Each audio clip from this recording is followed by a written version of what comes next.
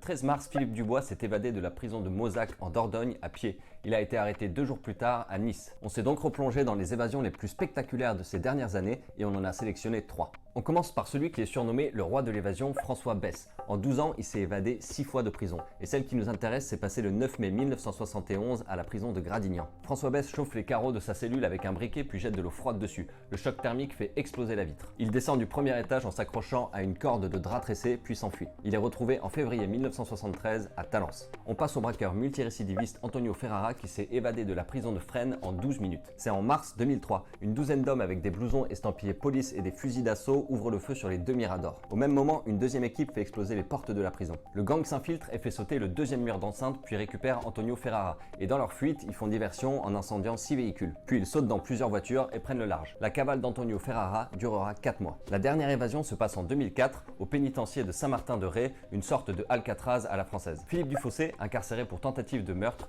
découpe le grillage et se cache sous un camion de livraison pour sortir de la prison. La traque dure 48 heures mais la police finit par le repérer. Pour tenter de rejoindre le continent, Philippe Dufossé se jette à la mer. 2 gendarmes le poursuivent, un à la nage et un autre avec une planche à voile qu'il a pris à un touriste. Coincé en pleine mer, Philippe Dufossé accepte de se rendre.